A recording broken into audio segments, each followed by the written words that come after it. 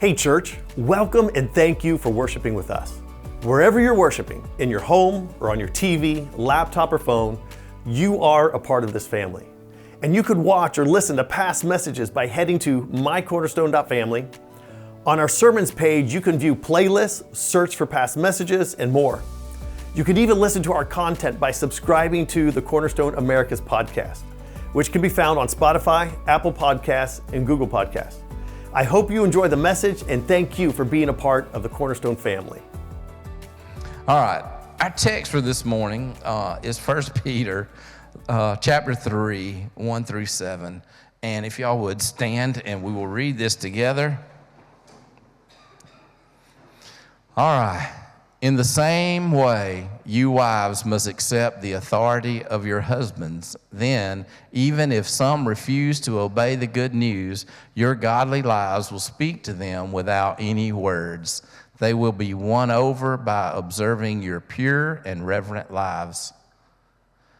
Don't be concerned about the outward beauty of fancy hairstyles, expensive jewelry, or beautiful clothes. You should clothe yourselves instead with the beauty that comes from within, the unfading beauty of a gentle and quiet spirit, which is so precious to God. This is how the holy women of old made themselves beautiful.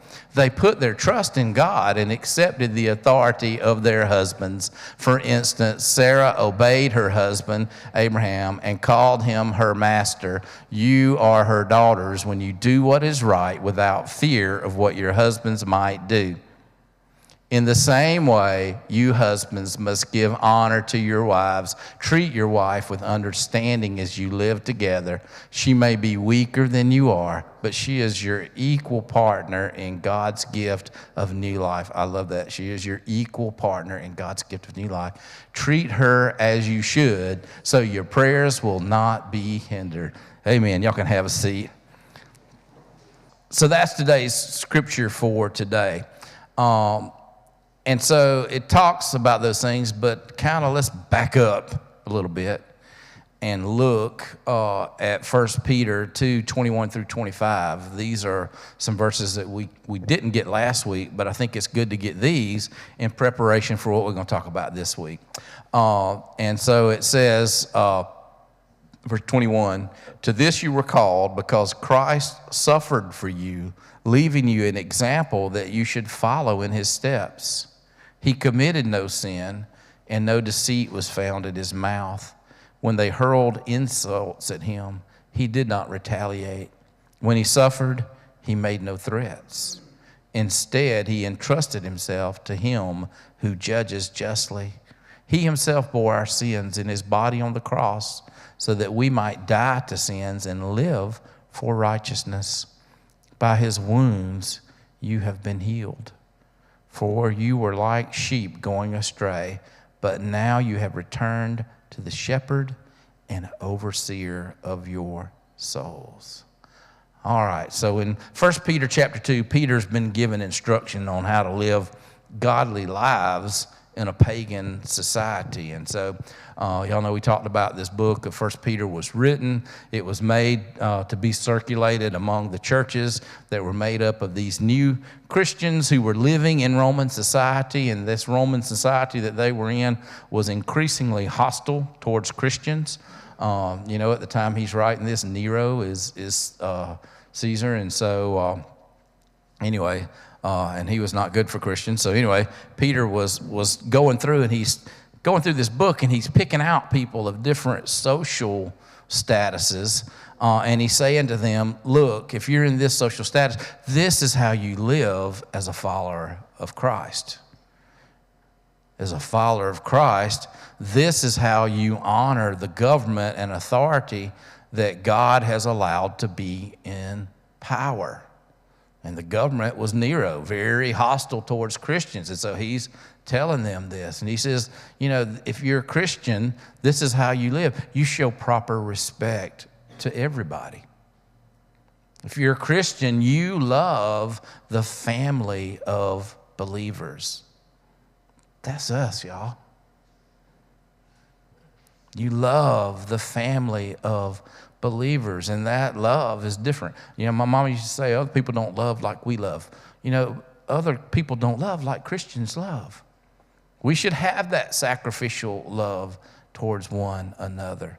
Does everybody here, I hope you have a friend you can call at 2 a.m. if you need to. Because there's times you need those kind of friends. And a place to find those kind of friends is right here. It's right here next to you. That's the kind of love that we need to be there for one another. We need to show up. Sometimes you might not be a whole lot you can do.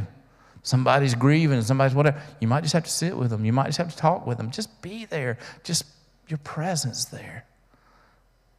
Let them know that you care. We need to love this family of believers. He went through and said, if you're a slave, you honor your master, even the harsh ones. Wow. So if you're an employee and you got a harsh boss, he says, honor that boss. That's tough. Anybody ever work for a jerk? It's not fun, is it? To have to honor that person is tough. But that's how he says Christians ought to live. Peter said that if you suffer for doing good, for doing the right thing, that's commendable before God. And he said you do these things out of a reverent fear and respect for God. Peter is about to transition into talking about marriage. And before he does, he reminds us Jesus is our example. The love that Jesus showed for us. The sacrificial love that he showed for us. That's our example. See, he suffered for us. He didn't deserve the punishment that he received. We do. Yet in his suffering, Jesus, as we read, didn't retaliate. He didn't make any threats against those who were literally crucifying him. Jesus entrusted himself to God. That entrusting himself to God. Susan said something in prayer a few weeks ago, and it just kind of stuck with me. It caught me as kind of funny off the beginning, and she said, prayed like God, you're good at being God. And I was like, that's kind of funny. What do you mean, God, you're good at being God? And man, the more I thought about that, I'm like, how many times do we not trust him to be God and to work things out? And we think we have to make it happen on our own. We think we have to do whatever it is. I mean, what that's saying is, Lord, I surrender to you. After all, he is pretty good at being God. I love that. Jesus entrusted himself to God, and he prayed for those who were literally killing him. That's what precedes talk about marriage. That's pretty heavy, isn't it? Wow, that's the background, that's the prep for marriage. What an example. So he begins his instructions on how to live as a Christian within the bonds of marriage. And he says in 1 Peter 3, the first verse there, says, in the same way. And that's why I backed up and read those previous verses, is you got to get them to know what way is he talking about. In the same way. And here he's talking to wives, and he says in the same way that Jesus submitted himself to the will of God, he's saying wives should accept the authority of their husbands. I didn't write this stuff, y'all. Pastor Robbie didn't make this up. Okay? God, who's pretty good at being God, came up with this idea of marriage. He had an idea of how it ought to work well. The standards, the things that he sets are for our good.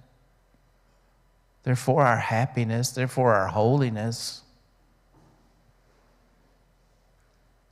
Marriage is a gift of God. It comes with unique challenges and opportunities for spiritual growth. I guarantee you, it does. Peter speaks to both wives and husbands in this way and encourages them to reflect Christ in their relationship. So he spoke to wives in verse 1. In verse 7, he starts talking to the husbands, and what does he start off with verse 7 with? It says, in the same way. So now he's fixing to address the husbands, and he's reminding them of the way that Jesus has loved us. And he starts saying, in the same way, you husbands must give honor to your wives. So my question this morning is real simple. Do we look like Christ when it comes to our relationships? You know, is your marriage a living testimony of God's love, of God's grace, of God's unity? Because couples who get this right, couples that model this type of selflessness of Jesus, this forgiveness, this sacrificial love, not only do they strengthen their bond together, but it's a demonstration of the gospel to those around them. When I was talking to our youth a couple weeks ago, I took just our pastoral team that we had there. And like Harriet and I have been married 37 years almost, and Kevin and Stacy have been married 29 years, and Pastor Matt and his wife have been married 22 years. And do y'all know that the average marriage in America only lasts 7 years? 7 years. And I was like, here you are looking at your pastoral staff. Do you think that the fact that we have long-lasting marriages is an accident? It's not an accident. It's the result of surrender to His will, not our will, and following Him in the way that we relate to one another. So when you get that thing right, it demonstrates the gospel to those around. Your relationship becomes a reflection of the kind of love that Jesus has for His church. People look at you and they see things in your marriage like mutual respect. They see things in your marriage like humility. They see things in your marriage like being willing to serve one another. It's not easy. You know, those that have been married a long time, would you say it's always been easy? How about it, Jimmy? Has it been easy? It is for you. I kind of would have guessed that one.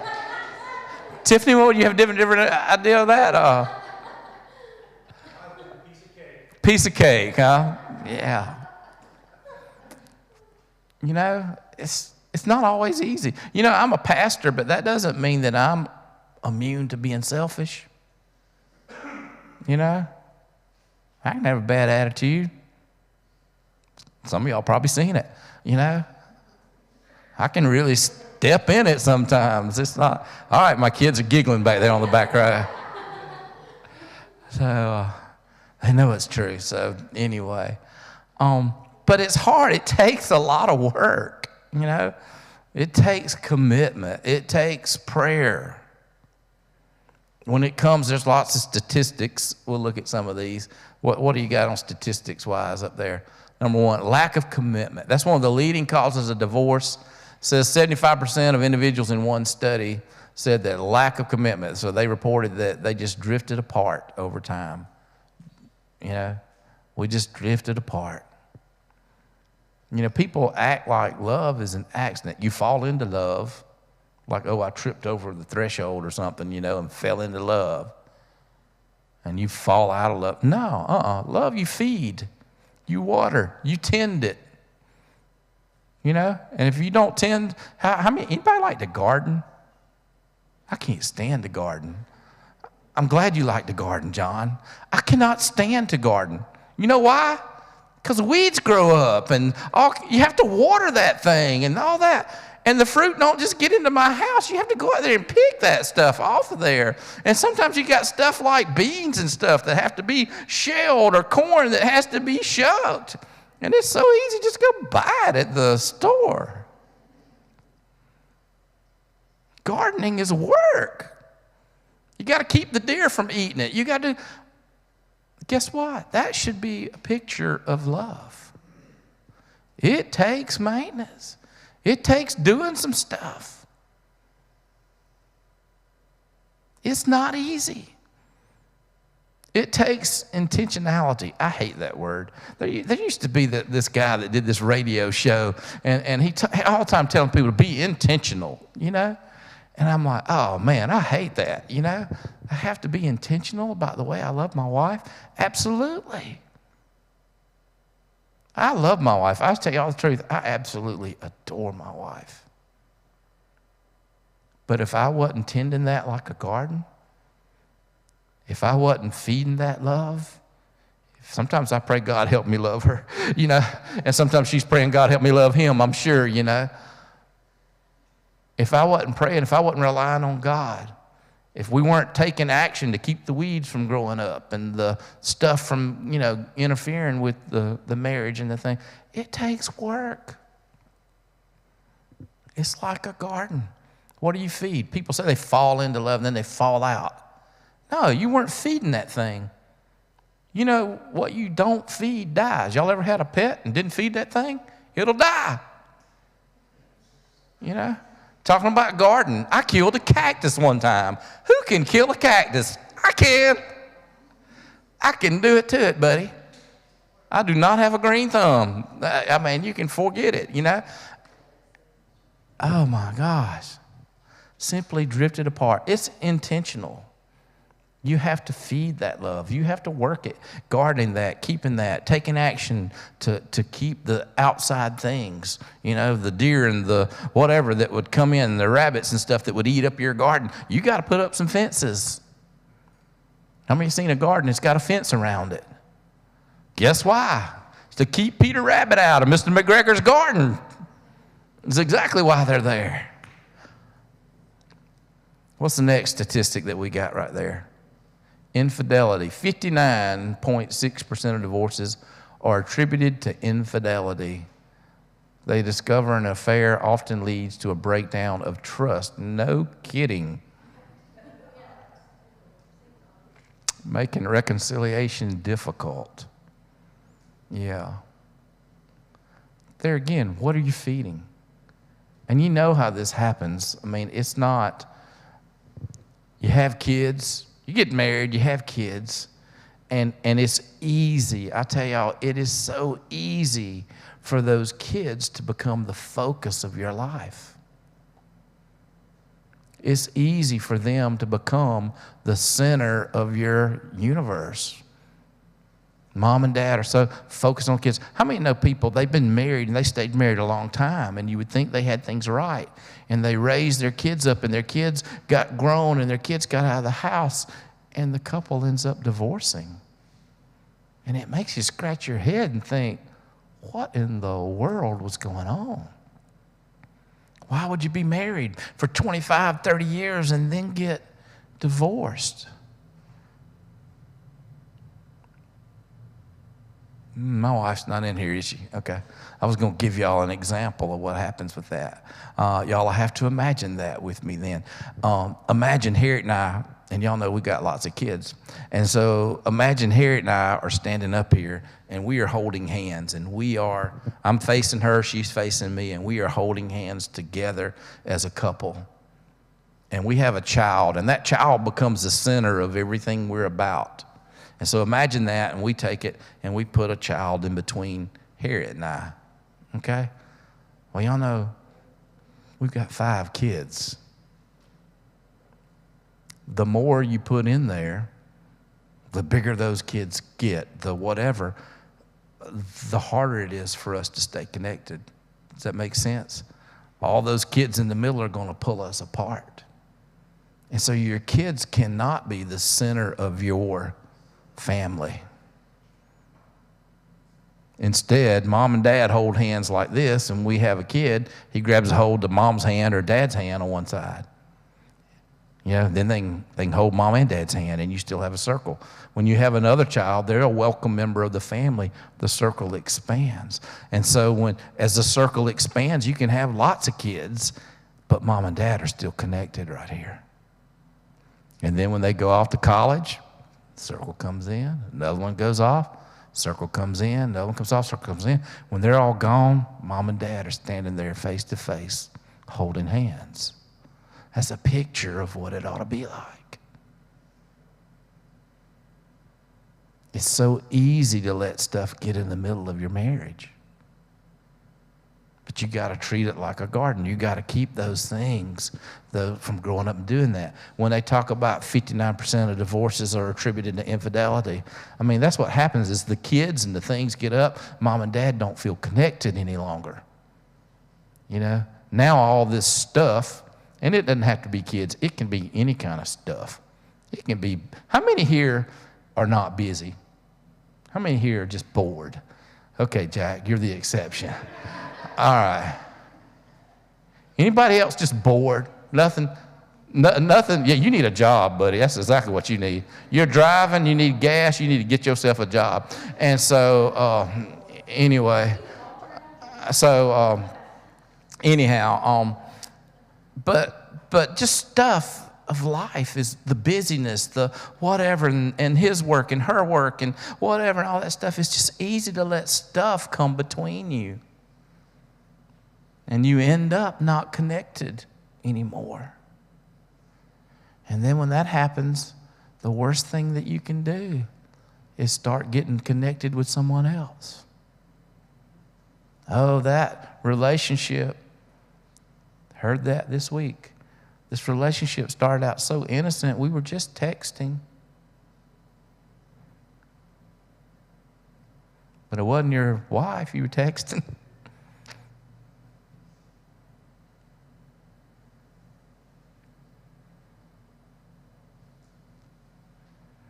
Y'all know, and Christians are not exempt to this. I can tell you lots and lots of examples of pastors that had affairs with their church secretaries. Because that's where the connections were being built. And we need to guard against that. We used to do this example. And I did it with my older kids, and it was called All Glued Up. Do you remember All Glued Up, Glenn? You do not remember All Glued Up. Okay. He doesn't remember All Glued Up. All right.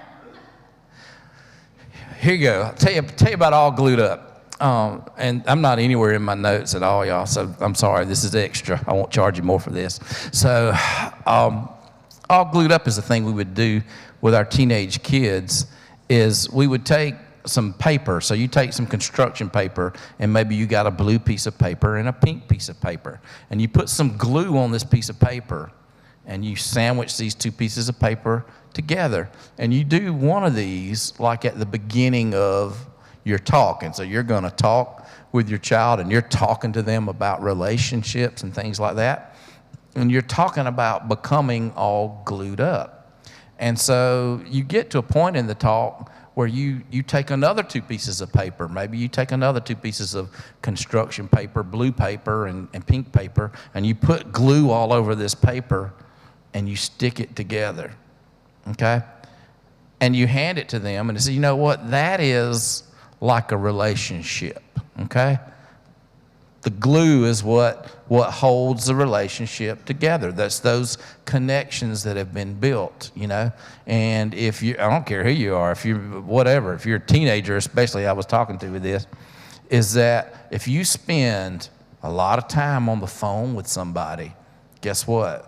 You're putting a little glue in that relationship. If you're spending a lot of time texting that person, you're putting glue in that relationship. If you're doing all of these things that you do, glues that up. And I said, now then come along and say something happens, you know, and because odds are, and there again, I'm talking to teenagers, that, you know, they have these crushes, they have these things or whatever, but odds are they're not going to last. Not many people are like me and they get married to their high school sweetheart, you know.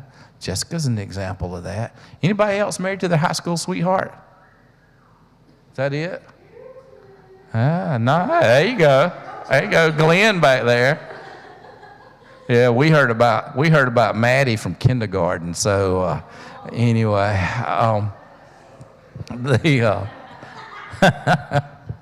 so anyway, but yeah, it just doesn't. I'm sure that lots of y'all had sweethearts, but it doesn't last. Particularly like this. You're not really ready for a relationship, particularly if you're a guy, until you have a job and you're earning some income. I mean, that was the one of the first things. It's like you got a way to support that person. You're not ready to start that relationship, whatever. You know what I mean? It's not there. And so but talking about the all glued up, the more you do, the more time you spend on the phone, the more time you spend texting, the more time you spend doing stuff that gets you glued up. If you've been together a little while, and so you had these two pieces of paper that you'd had just for a little while, and can you separate them? And you hand them to the teenager, and you tell them, can you separate them? And yes, they can, because they've only been glued up for just a little bit. And you pull them apart, but when you pull them apart, what do you have? Both of them are a mess. And I would tell my kids, why set yourself up for heartbreak? Because it's a mess. But the more time you've spent glued up, the more time you've spent together doing that kind of thing, if it's been a long time and then you go back and you take the first two sheets that you glued up at the beginning of the conversation. Once you've been glued up that long and you try and separate, what happens? It rips the paper. You can't unglue it without destroying both of them.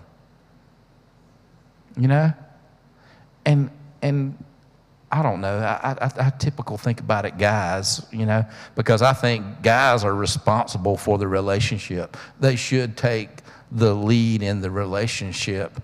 And guys are so stupid sometimes.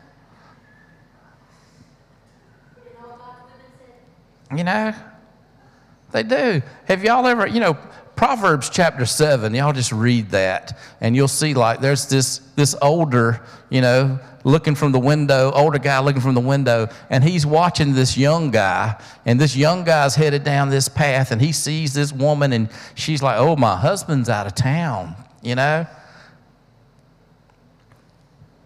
And he sees this, and he says, man, that's like a sheep headed for the slaughter right there. This boy ain't got a clue that this is about to kill him. It's leading him to death.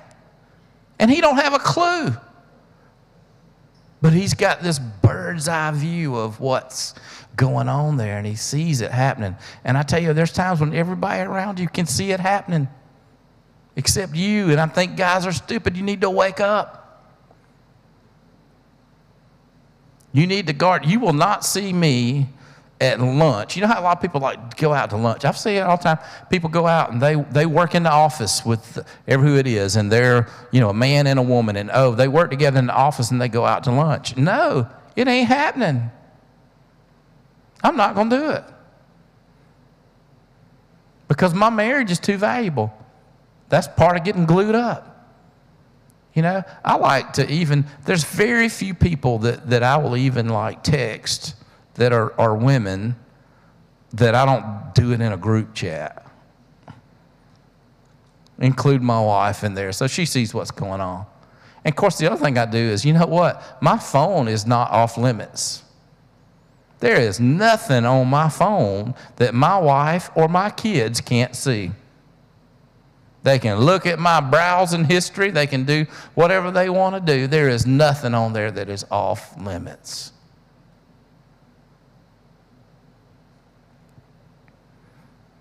A lot of times I see, that thing going on, and these people developing these relationships with women that aren't their spouses.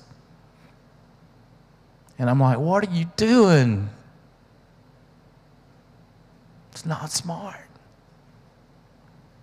It's like that guy looking from the window saying, look, man, you are headed down the wrong path. You're going to end up in trouble. It's easy to see from the outside sometimes. Sometimes it's hard to see from the inside. Oh, that wasn't anything. That was just innocent texting. Yeah, right. What's the next statistic we got? So far, y'all, we're not doing good. All right, let's do it. Oh my gosh, I hate this one. Conflict and arguing, persistent conflict, poor communication, and constant arguing were cited at about 57.7% of couples as a primary reason for divorce. Poor communication. Again, most of the time, the fault falls on us guys. I have to work at that. I don't know about y'all. Maybe you're a gifted communicator and you just really get that across to your wife. But, guys are just not. If Hallie and Gage go to the ball game Friday night and you ask Gage, how was the ball game? Fine. You ask Hallie and 30 minutes later she takes a breath.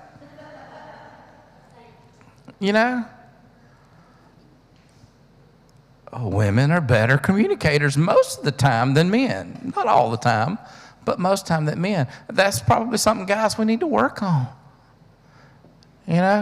How do you, there's a teaching called the love languages, which I think is great.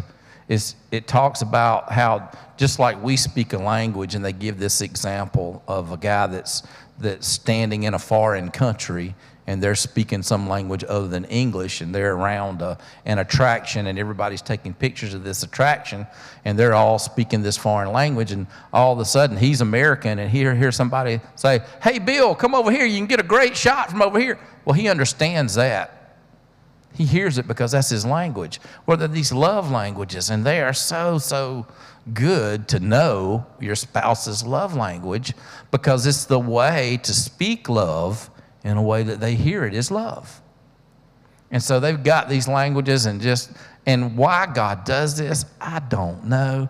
When you're dating, man, you're speaking all of these love languages. You know what I mean? You're doing the gift giving. You're doing the quality time. You're doing the acts of service. You're doing the encouraging words. You're doing all of this stuff when you're dating. When you get married, that rank of priorities, 1, 2, 3, 4, 5, boop, boop, boop, boop, they just falls just like it is, And it never fails. You end up like Harriet and I.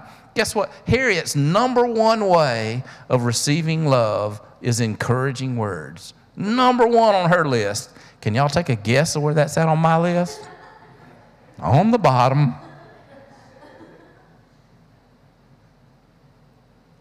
It's the one I'm least likely to speak to her because it comes the least natural to me.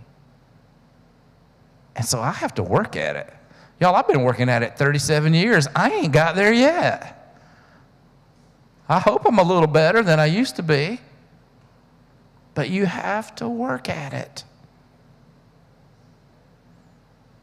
The scripture about don't let the sun go down on you while you're in your anger.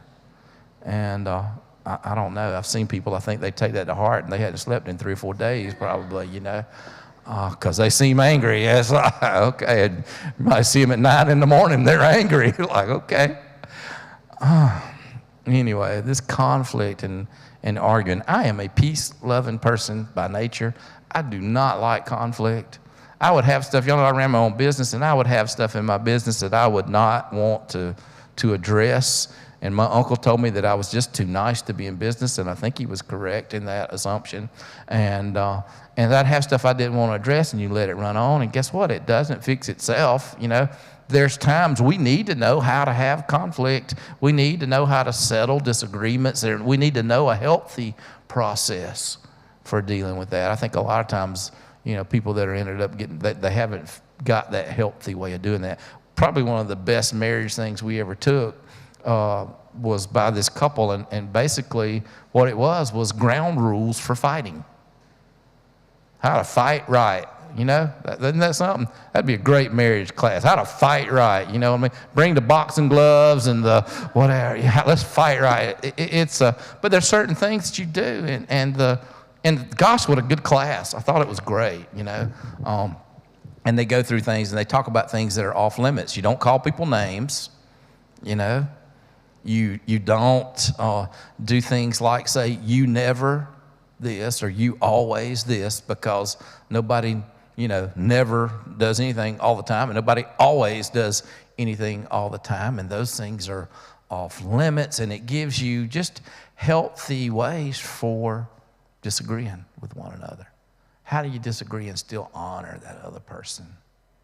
You know, and that's a learned thing. I'm so glad we can learn to do that, and we can get better at that. There's hope in that. So anyway, as Christians, the gist of it is we ought to love better than the world.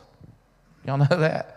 We ought to love better than the world. We ought to love one another with the sacrificial kind of love that Jesus has for his church. And so you read stuff, and some of this stuff is not real popular in today's culture.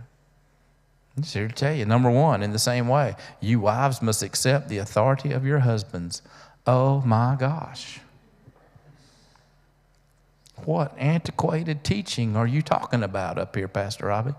It's pretty old, you know.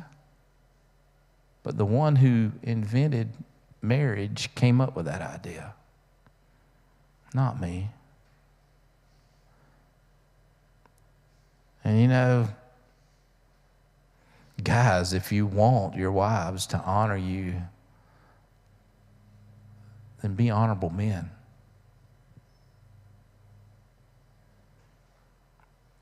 I love the fact that it says, then even if some refuse to obey the good news, your godly lives will speak to them without any words. Then they will be won over by observing your pure and reverent lives. It was an old country song. You say it best when you say nothing at all. Who is Keith Whitley? I can't. Anyway, I'm sorry. I shouldn't go those places, but my mind did. So anyway, I mean, obviously, he's talking about here they refuse to obey the good news. So he's probably talking about here, you've got a marriage where the wife has become saved. She's a believer now, and she's got a husband who's an unbeliever. And her best preaching to him is not going to be verbally. It's going to be an example. It's going to be a changed life. Because, you know, those people that you live with, they know you best. You know? My kids, they know if Pastor Robbie sits up here and says all this stuff but don't live it when he gets home. I ain't fooling them. Am I, guys? It's not. You know? I tell you, the greatest testimony with kids to me is if you have some parents and they raise kids that follow after Christ, I know what, that was real in that house, buddy. Those kids saw it. And they knew Mom and Daddy's faith is real. That's something I want to follow. It's the real deal. They'll be won over by observing your pure and reverent lives. I got pages and pages of stuff on submission here, but I'm not going to go there. I'm going to go to verse 25 where it says, for husbands, this means love your wives just as Christ loved the church. He gave up his life for her to make her holy and clean, washed by the cleansing of God's word.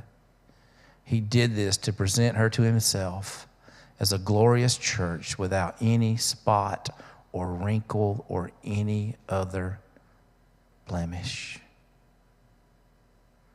Verse 28, in the same way, husbands ought to love their wives as they love their own bodies. For a man who loves his wife actually shows love for himself.